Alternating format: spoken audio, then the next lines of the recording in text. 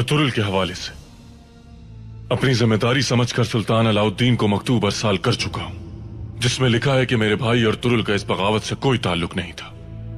बचपन बर्बाद कर दिया, बेकसूर था मेरा भाई, सब कुछ कुर्बान कर दिया। फर्जंद, हम तुम्हारे साथ शामिल होने आए हैं तुम्हारे नेक मकसद के हुसूल के लिए। ये तमाम अफराद इस सरजमीन पे अपनी महारत की रोशनी फैलाएंगे इंशाअल्लाह। अर्तुगरुल सरदार, काई कबीले की सरदारी मुबारक हो।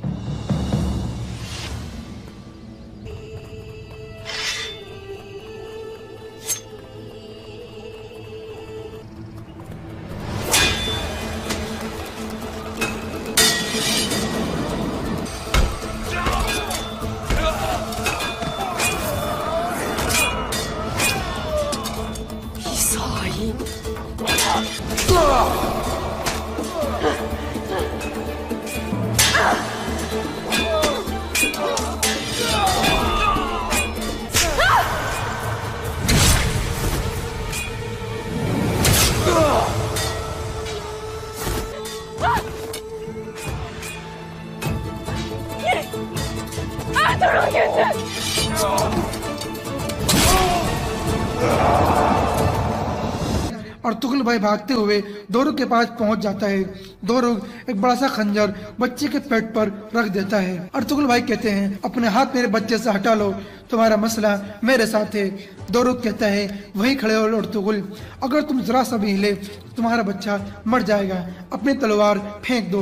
अर्तुगरुल भाई अपनी तलवार फेंक देते हैं। एक तरफ गुबाद छिपकर तीर से अर्तुगरुल भाई का निशाना लेने लगता है, लेकिन वहाँ तुर्गुत आ जाता है और वो अपने खंजर से गुबाद का गला काट डालता है। ये देखकर जैसे ही दोरुग खंजर बच्चे के पेट में मारने के लिए ऊपर हाथ उठाता है, पीछे से एक तीर आकर लगता है और वो तीर हाइमा खाला ने मारा होता है। इस तरह हाइमा खाला और तुर्गुत सही वक्त पर पहुंचकर गुंदुज और अर्तुगरुल भाई को बचा लेते हैं और सादतीन के सभी आदमी मारे जाते हैं। फिर तुर्गुत निकलकर सामने आता है और तलवार उठाकर अर्तुगरुल भाई को देता है और कहता है, मुझे माफ कर दें भाई, अब से मैं आपका हर हुक्म मानूंगा। अर्तुगरुल भाई उसकी तरफ देखकर मुस्कुराते हैं और फिर उसको अपने गले लगा लेते हैं और कहते हैं, खुश आमदीद भाई। तुर्गुत कहता है, शुक्रिया भाई। फिर अर्तुगरुल भाई अपने बच्चे को गोद में उठा लेते हैं। इतने में उन्हें हलीमा का चीखने की आवाज़ आती है और वो दौड़ते हुए हलीमा सुल्तान की तरफ भागते हैं। हलीमा सहीर का सर गोद में रखकर रो रही थी। सहीर कहता है, अर्तुगरुल भाई गुंदुज को ले आएंगे बाजी। इतने में अर्तुगरुल भाई और बाकी लोग वहाँ आ जाते हैं। अर्तुगरुल भाई गुंदुज को हलीमा सुल्तान को सौंपते हैं और सईद से कहता है, मैंने बताया था बाजी कि अर्तुगरुल भाई गुंदुज को ले आएंगे और मैंने बताया था आज मेरा खुश तरीन दिन है। फिर सईद कलमा शहादत पढ़ते हैं और उसकी रूह परवाज कर जाती है। हलीमा फूट फूट कर रोने लगती है और बाकी सब भी रोने लगते हैं और परेशान होते हैं। फिर हाइमा खाला हलीमा सुल्तान को दिलासा देती हैं। अर्तुगरुल भाई कहते हैं, सईद बहादुरी और इज्जत के साथ शहीद हुआ है। दूसरी जानिब सुंगर तकीन कारवान सराय में अमीर साउद्दीन कोपक के पास पहुंचता है। सुंगर तकीन कहता है, मैंने सुल्तान अलाउद्दीन की तरफ एक खत लिखा है जिसमें मैंने लिखा है, अर्तुगरुल और सईद गद्दार नहीं है। कोपक कहता है, इसका फैसला तो सुल्तान अलाउद्दीन ही करेंगे। इसके बाद साउद्दीन कोपक कहता है, इस इलाके में मेरा काम खत्म हो गया है, कल इंशाल्लाह मैं कोनिया रवाना हो जाऊंगा। अपनी गैर मौजूदगी में तुम्हें अमीर बनाना चाहता हूँ। सुल्तान की भी यही ख्वाहिश है। सुंगर तकीन कहते हैं, मैं रियासत और सुल्तान अलाउद्दीन के लिए कुछ भी करने को तैयार हूँ। कोपक मुस्कुराते हुए कहते हैं, अल्लाह काई और दो दुर्गा कबीले को अपने हिफ्ज़ व अमान में रखे। फिर वो अपने हाथ सुंगर तकीन की तरफ बढ़ाता है ताकि वो उसे चूमे, लेकिन सुंगर तकीन उसका हाथ नहीं चूमता और हाथ अपने सीने पर रखकर कहता है, आपका सफर महफूज हो अमीर हजरत। ये कहकर सुंगरतगन बाहर निकल जाता है और अमीर सलाहुद्दीन कोपेक बहुत ज्यादा गुस्से में आ जाता है। दूसरी जानिब शहीद को काफिले के करीब कब्र निकालकर वहीं दफना दिया जाता है और फिर सब लोग फातवा खानी करते हैं। इसके बाद हलीमा सुल्तान उसकी कब्र पर बैठकर कहती हैं, भाई तुमने बहुत मुश्किल जिंदगी गुजारी है और कभी भी रियासत और रिवायत के खिलाफ नहीं गए और दुश्मनों के हाथ में खिलौना नहीं बने और इसके लिए अपना सब कुछ कुर्बान कर दिया है। अल्लाह तुम्हें जन्नत में जगह नसीब करे। फिर हायमा खाला उसे दिलासा देकर वहाँ से ले जाती हैं और बाकी लोग भी वहाँ से चले जाते हैं। दूसरे जानिब अमीर सलाहुद्दीन कोपेक ने लोगों को अपने पास बुलाया हुआ था। इतने में एक सिपाही अंदर दाखिल होता है और कहता है, अमीर हजरत। कोपेक कहता है, मैंने तुम्हें बताया था कि मुलाकात के दौरान मुझे तंग मत करना। वो सिपाही कहता है, बाहर कुछ ऐसा है जिसे आपका देखना बहुत जरूरी है। कोपेक पूछता है, क्या? वो सिपाही बैठ जाता है। कोपेक उठकर उसके पास आता है, पूछता है, बोलो क्या? वो सिपाही खामोश रहता है और कोपेक गुस्से में उसके लात मार के साइड में कर देता है और कोपेक फिर खुद बाहर आ जाता है। पूछता है, क्या हो रहा है यहाँ? एक सिपाही कहता है, अमीर हजरत, एक पागल आदमी यहाँ ये छोड़कर भाग गया है। कोपेक उसे गुस्से में पीछे हटाता है और सामने गुबाच और दोरुक के सर तो लकड़ियों के ऊपर टंगे हुए थे। ये देखकर कोपेक पागल हो जाता है और बहुत ज्यादा गुस्से में आ जाता है और कहता है, अर्तुगरुल तुम जहाँ भी हो मैं तुम्हें तलाश करूंगा, हत्ता के तुम मेरी 10 तरह से बाहर हुए फिर भी मैं रियासत का एक अमीर हूँ। मैं शानदार अमीर सलाहुद्दीन कोपेक हूँ। मैं तब तक नहीं रुकूंगा जब तक तुम्हें जमीन के नीचे 7 तह को अंदर दफन न कर दूं। ये कहकर वो गुस्से में अंदर चला जाता है। दूसरी जानिब हायमा खाला हलीमा सुल्तान से कहती हैं, मैं जानती हूँ कि भाई को खोना तुम्हारे लिए बहुत तकलीफ दे है। अल्लाह जाने देता है और वापस ले लेता है। पैदाइश की तरह मौत भी इंसानों के लिए है। शहीद बहादुरों की तरह रहा और बहादुरों की तरह शहीद हुआ।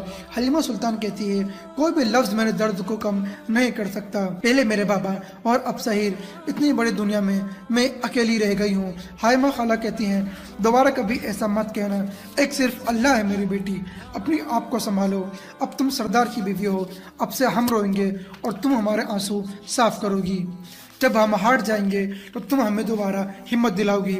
दूसरी जानिब अर्तुगरुल भाई अपने साथियों से कहते हैं, कोपेक को जब पता चलेगा उसके आदमियों के साथ क्या हुआ है तो वो जरूर कोई न कोई मुसीबत जरूर पैदा करेगा।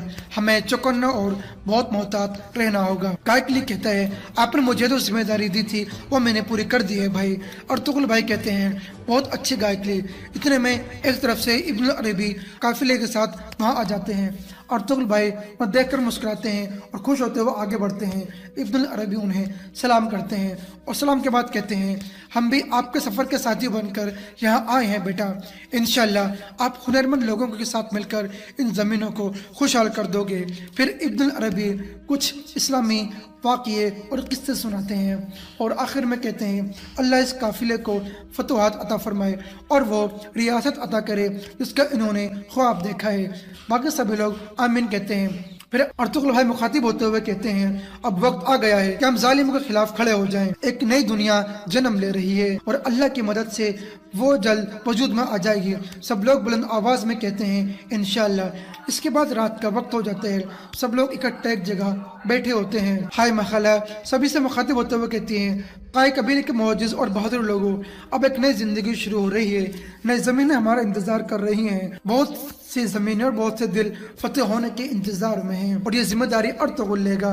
अब से सुलेमान शाह का कबीला और खेमा अर्तुगरुल का है। ये आगे चलेगा और हम इसके पीछे हैं। इसका इनाम यह होगा कि ये सख्त मेहनत करेगा और हमें खुश करेगा। फिर सब लोग खड़े हो जाते हैं। हायमा खाला कहती हैं, अर्तुगरुल काई कबीले का नया सदर बनने मुबारक हो। फिर वो अर्तुगरुल भाई को तलवार, कबीले का झंडा और कुरान पाक देते हैं, जिन्हें अर्तुगरुल भाई चूमते हैं। आखिर में हायमा खाला कहती हैं, अल्लाह तुम्हें दोनों जहानों में कामयाबी अता करे बेटा। अर्तुगरुल भाई कहते हैं, आमीन। फिर इब्न अरबी दुआ मांगते हैं, या रब अर्तुगरुल भाई को अपना झंडा लहराने की ताकत अता फरमाए। ان کو जालिमों के जाल से महफूज फरमा और इन थोड़े से लोगों को कामयाबी अता फरमा जिन्होंने अपने जहन आपके रास्ते पर लगा दिए हैं। या रब, हमारे दिलों में अपने प्यार कम ना करना और हमारे दिलों को खोल दे ताकि हम दूसरे दिलों को फतह कर सकें। सब लोग कहते हैं आमीन। तो इस तरह दुआ मुकम्मल होती है। फिर इब्नुल अरबी अर्तुगरुल भाई को सरदार बनने की मुबारकबाद देते हैं और अर्तुगरुल भाई के गले लग जाते हैं।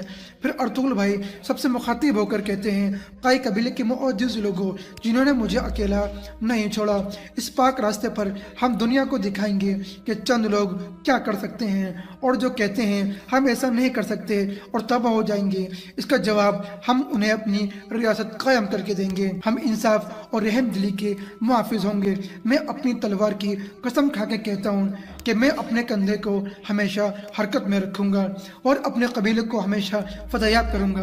अल्लाह हमारी मदद फरमाए। इसके बाद सभी लोग अल्लाह अकबर के नारे लगाने लगते हैं। फिर अर्तुगरुल भाई कहते हैं, अब से अर्तुग भाई मेरी गैर मौजूदगी में कबीले के सरदार होंगे।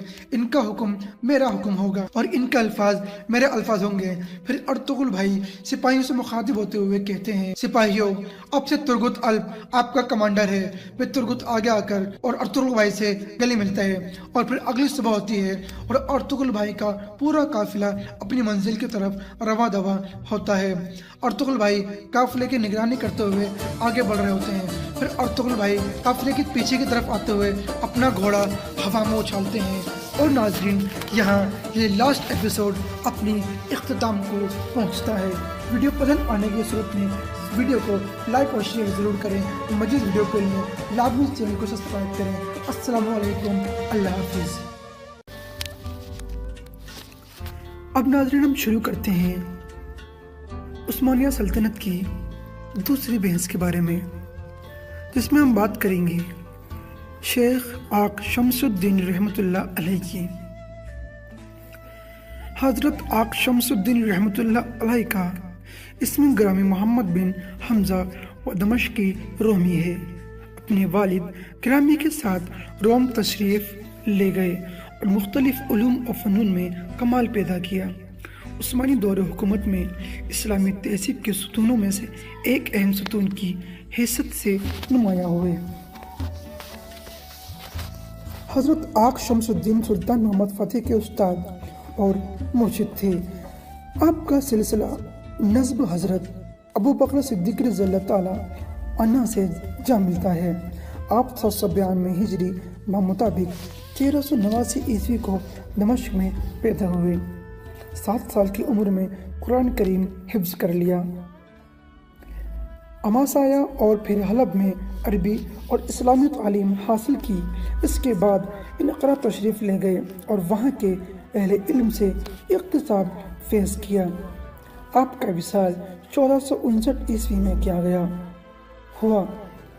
हज़रत शेख आक शमसुद्दीन ने अमीर मोहम्मद फ़ातेह को इस दौर के बुनियादी उलूम पढ़ाए, यानी कुरान और सुन्नत, फ़क़ा, उलूम इस्लामिया और लसानियत, अरबी, फ़ारसी और तुर्की के अलावा जदीद उलूम मसलन रियाजी, फ़ल्कियत, तारीख़, फ़नून हर्ब।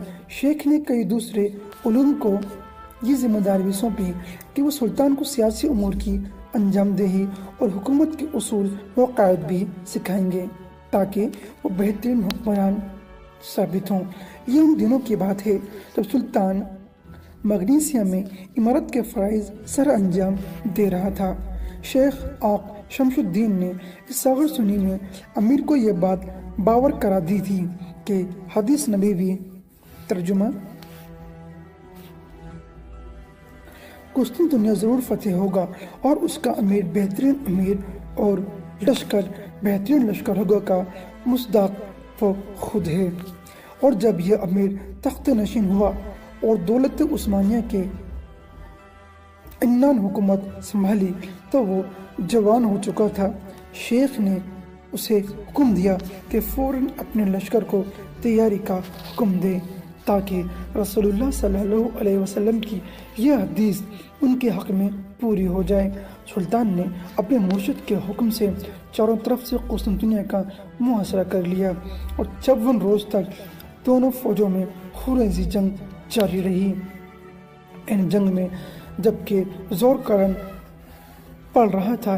बेज़नीतियों के पास बर वक्त मदद पहुंच गई तो उनकी खुशी की कोई इंतहा न रही। पोप ने 4 जहाज भेजे थे। वो उस्मानी जहाज़ों से लड़ भड़कर किले के सामने पहुंच चुके थे और इस कामयाबी ने महसूरीन के हौसलों को मुहिज कर दिया था। ऐसे में उस्मानी अमरा और वज़रा जमा हुए और सुल्तान मोहम्मद फ़तेह की खिदमत में पेश होकर अर्ज़ की, आपने एक शेख के कहने पर इतने बड़े लश्कर को इस शहर के मुहासरे पर लगा दिया है। उनका मकसद शेख शमशुद्दीन थे। बहुत सा लश्कर हलाक हो चुका है और बहुत ज़्यादा साज और सामान बर्बाद हो चुका है। फिर किले में मौजूद काफिरों को अंग्रेज़ों की तरफ से मदद पहुंचने वाली है और फतेह की कोई सूरत नज़र नहीं आ रही है। सुल्तान ने अपने वज़ीर वली उद्दीन अहमद पाशा को शेख आक शमशुद्दीन के खेमे में भेजा ताकि वो पूछें कि इसका हल क्या है। शेख ने जवाब दिया, अल्लाह करीम ज़रूर फजल फरमाएगा और शहर फतेह होगा। सुल्तान इस जवाब से मुतमईन ना हुआ और अपने वज़ीर को दोबारा शेख की खिदमत में भेजा और अर्ज़ की कि कदरे वजाहत फरमा दें। शेख ने इस गुजारिश पर अपने शागिर्द और वज़ीर मोहम्मद फ़तेह के नाम पर वलाईनामा तहरीर फरमाया। अगर उर्स में लिखा था, अगर इन जहाज़ों के वाक़ई ने तुम्हारी दिल शिकनी की है और लोगों ने तुम्हें मलामत किया है और कुफ़ार को खुशी और शाद फ़नी हासिल हुई है, तो याद रख ये एक साबित शुदा उसूल है कि बंदा तदबीर करता है और अल्लाह करीम फ़ैसला फरमाता है और हुक्म अल्लाह का पूरा होकर रहता है। हमने अल्लाह से इल्तिजा की है और कुरान करीम की तिलावत की और उसके बाद ओंग आ गई। अल्लाह करीम, अल्लाह की करम नवाजियाँ रूनुमा हुई और ऐसी बशारतें नसीब हुई जो इससे पहले कभी नसीब नहीं हुई थी। इस गुफ्तगू ने अमरा और लश्कर में राहत और इत्मीनान पैदा कर दिया। उस्मानियों की जंगी कौंसिल ने फौरन जंग जारी रखने का फैसला लिया। फिर सुल्तान मोहम्मद बज़ाते खुद शेख के खेमे की तरफ गया, उनकी दस्तबोसी की और अर्ज़ की, मेरे आका मुझे कोई दुआ तालीम फरमाइए जिसकी बरकत से अल्लाह ताला मुझे फतेह की तौफीक अता फरमा दे। शेख ने उन्हें कोई दुआ सिखाई। सुल्तान अपने पीर और मुर्शिद के खेमे से बाहर आए और आम हमले का हुक्म दे दिया। सुल्तान चाहता था कि उनके पीर और मुर्शिद हमले के दौरान उनके साथ साथ रहें। आदमी भेजकर उनसे इस्तदा की, लेकिन शेख ने हुक्म दे रखा था कि कोई आदमी उनके खेमे में दाखिल ना हो। दरबान ने सुल्तान के फुरस्तदा को अंदर आने से रोक दिया। फुरस्तदा वापस लौट गया। सुल्तान को दरबान की इस बात पर बड़ा गुस्सा आया। वो खुद शेख के खेमे की तरफ आया ताकि उनसे गुजारिश कर सके। दरबान ने सुल्तान को भी खेमे में जाने से रोक दिया। ये शेख का हुक्म है। सुल्तान ने आस्तीन से अपना खंजर निकाला। खेमे का कपड़ा एक तरफ से चाक करके अंदर झांका तो अजीब मंजर था। शेख अल्लाह करीम के हुजूर सजदे में पड़े हुए थे। उनका अमामा उनके सर से गिर चुका था। उनके सफ़ेद बाल ज़मीन पर बिखरे हुए थे और दरवेश मुबारक और सर के बालों से एक नूर हवा दे हो रहा था। सुल्तान अपने पीर और मुर्शिद की इस कैफियत को देख रहा था। अचानक शेख ने अपना सर सजदे से उठाया। आंसू उनके रुखसानों पर मोतियों की तरह चमक रहे थे। वो अपने रब से दुआ कर रहे थे और फतेह और नुसरत के लिए इल्तिजा कर रहे थे। सुल्तान उसके बाद अपनी क़यामगाह में आया और फसील शहर पर नज़र की। अचानक वो क्या देखते हैं, फसील में शगाफ पैदा हो चुके हैं और मुस्लिम लश्कर बड़ी तेज़ी से शहर में दाखिल हो रहा है। सुल्तान इससे बहुत खुश हुआ और कहने लगा, मैं इसलिए खुश नहीं कि शहर फतेह हो गया है, बल्कि मेरी खुशी इस वजह से है कि मेरे दौर में ऐसी बाबरकत हस्तियाँ मौजूद हैं। अल्लामा शौकाफ़ी अपनी किताब البدر الطائی میں لکھتے ہیں کہ شیخ شمس الدین کی برکت اور فضل و کمال کا ظہور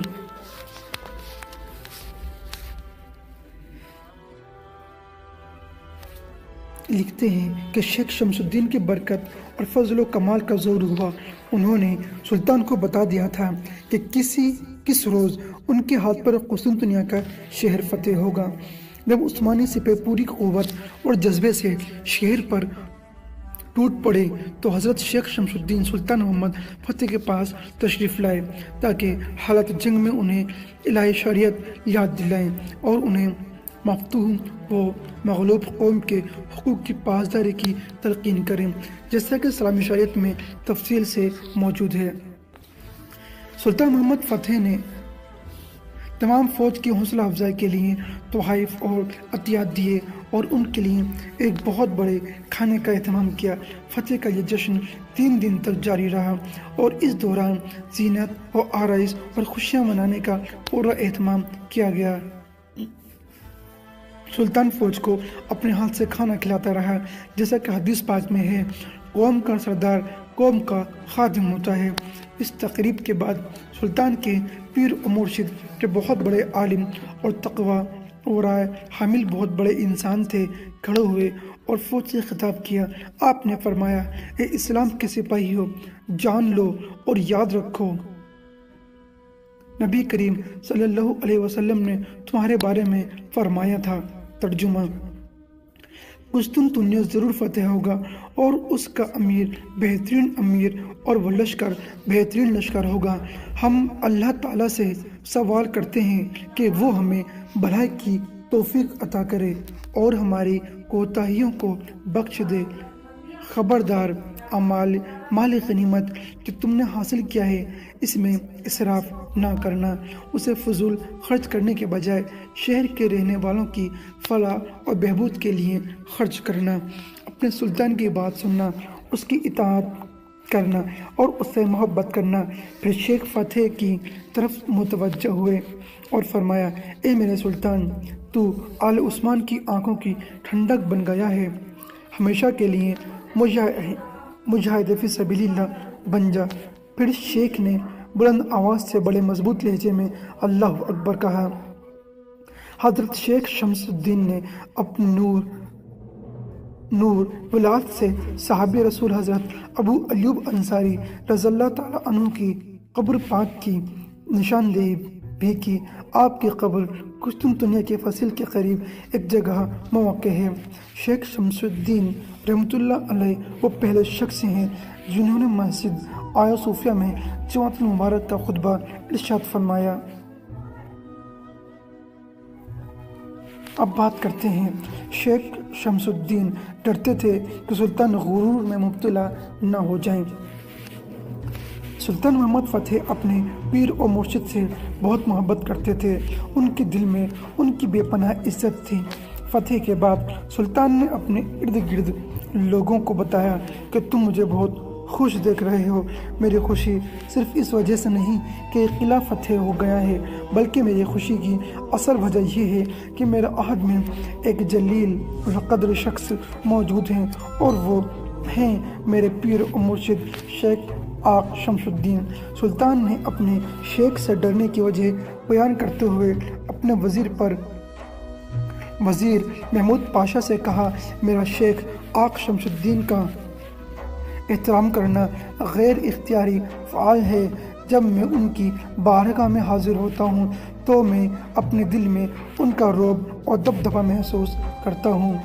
البدر عطا کے مصنف لکھتے ہیں، فتح کے ایک دن بعد سلطان آق شمس الدین علیہ رحمۃ اللہ کے خیمے میں حاضر ہوا۔ شیخ انہوں نے سلطان کی آمد کی کوئی پرواہ نہ کی اور لیٹے رہے۔ سلطان ان کی دست بوسی کی اور عرض کیا، میں ایک ضرورت لے کر حاضر ہوا ہوں۔ شیخ نے فرمایا، کیا؟ سلطان نے عرض کیا، میں آپ کے ساتھ عزلت نشینی چاہتا ہوں۔ شیخ نے انکار کر دیا۔ سلطان نے اصرار کیا اور بار بار گزارش کی، لیکن شیخ کا ایک ہی جواب تھا، نہیں۔ سلطان ناراض ہو گیا اور عرض کرنے لگا، ایک ترک آپ کی خدمت میں حاضر ہوتا ہے اور وہ صرف ایک بار کہتے ہیں اور آپ اسے اپنے ساتھ عزلت نشین کی اجازت دے دیتے ہیں اور میں بار بار گزارش کرتا ہوں لیکن آپ انکار فرما رہے ہیں۔ شیخ نے فرمایا جب آپ خلوت نشینی کی لذت سے شاد کام ہوں گے تو سلطنت اور عمارت آپ کی نظروں میں حقیر ہو جائے گی اور نتیجتاً امور سلطنت بگڑ جائیں گے، جس کی وجہ سے اللہ تعالی ہم سے ناراض ہو جائے گا۔ خلوت نشینی سے مقصود عدالت، ہر ایک چیز کو اس کی جگہ پر رکھنا ہے تو اس پر لازم ہے کہ فلاں فلاں کام کرو۔ شیخ علیہ رحمۃ اللہ نے سلطان کو بہت ساری نصیحتوں سے نوازا۔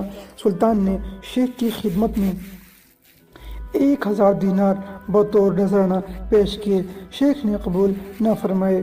سلطان جب شیخ سے اجازت لے کر اپنی رہائش گاہ کی طرف جا رہا تھا تو اپنی کسی مصاحب سے پوچھا، شیخ میری آمد پر کھڑے نہیں ہوئے، کیا وجہ ہے؟ مصاحب نے جواب دیا، شاید انہوں نے آپ کی اندر خود پسندی کے آثار دیکھے ہیں اور اتنی بڑی فتح کے بعد آپ جیسے عظیم سلاطین میں اس کا پیدا ہونا کوئی اچنبے کی بات بھی نہیں۔ شیخ نے آپ کے غرور کو توڑنے اور آپ کے خود پسندی کو آپ سے دور کرنے کی کوشش فرمائی ہے۔ اس جلیل القدر عالم جس نے محمد فتح کی تربیت ایمان، اسلام اور احسان کی بنیادوں پر فرمائی کی شخصیت گونا گو اور صاف کی حامل تھی، وہ صرف ایک عالم دین اور صوفی نہیں تھے بلکہ نباتات، طب، میڈیکل سائنسز میں بھی کافی مہارت رکھتے تھے۔ وہ اپنے دور کے دنیاوی علوم کے ماہر سب سے مشہور عالم تھے۔ علم نباتات میں تحقیق اور جڑی بوٹیوں سے مختلف امراض کے علاج میں ان کی مہارت اور شہرت اس حد کمال کو پہنچی ہوئی تھی کہ لوگوں میں یہ بات مشہور ہو گئی تھی۔ نباتات آقا شمس الدین سے باتیں کرتی ہیں۔ امام شوکافی حضرت کے متعلق لکھتے ہیں، وہ دلوں کے طبیب ہونے کے ساتھ ساتھ انسانی جسم کے بھی طبیب تھے۔ ان کے بارے مشہور تھا کہ درخت اور بوٹیاں ان سے بات کرتی ہیں اور کہتی ہیں میں فلاں مرض کے دوا ہوں۔ پھر فتح قسطنطنیہ کے موقع پر تو ان کی برکت اور فضلت بالکل ظاہر ہو گئی۔ شیخ جس قدر نفسیاتی امراض پر توجہ مبذول فرماتے تھے، اسی قدر بدنی امراض کا بھی علاج فرماتے تھے۔ متعدی امراض کے علاج پر حضرت شیخ شمس الدین نے خصوصی توجہ مبذول فرمائی۔ متعدی امراض اس دور میں ہزاروں افراد کی موت کا سبب بن رہے تھے۔ شیخ نے متعدد امراض کے بارے ترکی زبان میں ایک کتاب بھی تحریر فرمائی جس کا نام معادۃ الحیات ہے۔ آپ ایک جگہ لکھتے ہیں، یہ سمجھنا غلط ہے کہ امراض براہ راست اس خاص پر ظاہر ہوتی ہے، بلکہ حقیقت یہ ہے کہ امراض ایک شخص سے دوسرے شخص کی طرف متعدد صورت میں منتقل ہوتی ہیں۔ جس کیڑے کے ذریعے یہ امراض ایک شخص سے دوسرے شخص تک پہنچتی ہیں وہ نہایت ہی چھوٹا ہوتا ہے، اتنا چھوٹا کہ خالی آنکھوں سے نظر نہیں آتا اور یہ کیڑا زندہ ہوتا ہے۔ اور اس طرح شیخ آقا شمس الدین رحمۃ اللہ علیہ نے میکروسکوپ کی تعریف وضع فرمائی۔ یہ بات 15ویں صدی عیسوی کی ہے۔ یہ پہلے شخص ہیں جنہوں نے یہ نظریہ دیا۔ اس وقت تک میکروسکوپ ایجاد نہیں ہوئی تھی۔ حضرت شیخ علیہ رحمۃ اللہ کی حیات ظاہری کے 400 سال بعد فرانسیسی سائنسدان لوئس پاسٹر پیدا ہوئے جس نے کیمسٹری اور بایولوجی میں داد تحقیق دی اور اسی نتیجے پر پہنچا جس پر شیخ 4 صدیاں پہلے پہنچ چکے تھے۔ شیخ آقا شمس الدین رحمۃ اللہ علیہ نے سرطان کے بارے بھی تحقیق فرمائی اور اس موضوع پر اپنی تحقیقات کو قلم بند بھی کیا۔ شیخ کی 2 کتابیں طب سے متعلق ہیں، ایک معادۃ الحیات اور دوسری کتاب الطب، اور یہ دونوں کتابیں ترکی اور عثمانی زبان میں ہیں۔ 7 کتابیں عربی زبان میں لکھی جو مختلف موضوعات پر ہیں: حل المشکلات، ارسالات النوریہ، مقالات العلیہ، رسالات فی ذکر اللہ، واقعۃ المتین رسالۃ الفی شرع حاجی بہرام ولی۔ اب بات کرتے ہیں شیخ کی وصال کے بارے میں۔ شیخ نے جب وطن واپسی کی ضرورت محسوس کی تو کونیوک جو ان کا اصل وطن تھا واپس آ گئے، اگرچہ سلطان نے انہیں استنبول جس جو پرانا قسطنطنیہ میں رہنے کے لیے بہت اصرار کیا۔ آپ 863 ہجری مطابق 1459 عیسوی کو فوت ہوئے۔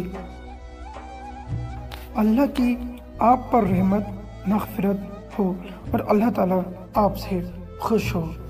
انا للہ و انا الیہ راجعون۔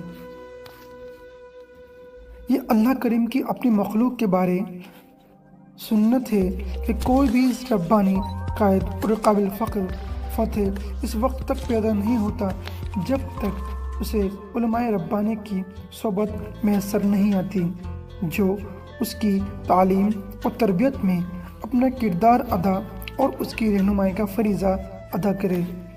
اس سلسلے میں بہت ساری مثالیں موجود ہیں۔ دولت مرابطین میں ہم نے یحییٰ بن ابراہیم کی تربیت میں عبداللہ بن یاسین اور دولت ایوبیہ میں صلاح الدین ایوبی کی تعلیم اور تربیت میں قاضی فاضل کے کردار کو تفصیل سے بیان کیا ہے، اور اسی کتاب میں محمد فتح کی تعلیم اور تربیت اور تعمیر سیرت میں خواجہ شمس الدین رحمۃ اللہ علیہ کے کردار پر روشنی ڈالی گئی ہے۔ اللہ تعالیٰ ان پاکان امت پر اپنی رحمت فرمائے، ان کی مسائی کو قبول فرمائے اور مصلحین میں ان کے ذکر کو بلند فرمائے، اور اللہ تعالیٰ ہمیں بھی نیک اور صالح قدم رکھے۔ ناظرین، آپ سے گزارش ہے کہ جو بھی ہمارے علماء دین، حافظ،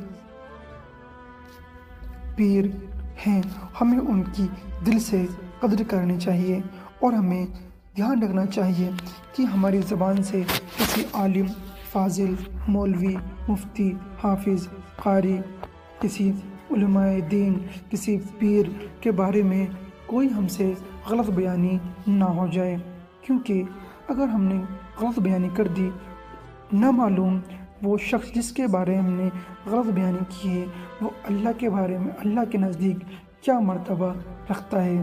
اس لیے ہمیں گریز کرنا چاہیے ان سبھی باتوں سے جو باتیں ہمیں اللہ کے نزدیک برا بناتی ہیں۔ اور دھیان رہے، ایک انسان طاقتور خالی طاقت سے نہیں بنتا، خالی دولت سے نہیں بنتا، اسے طاقتور جب سمجھا جائے جب وہ اپنے سے کمزور شخص پر احسان کرے، اپنے غصے کو قابو میں رکھے، ان کے ساتھ رحم دلی کرے۔ تو ہمیں چاہیے، اور ہماری شریعت، ہماری اسلامی شریعت بھی اسی بات کو واضح کرتی ہے کہ ہمیں ہمیشہ نرم دلی اور ہمارے اخلاق حسن اخلاق سے بہتر ہوں۔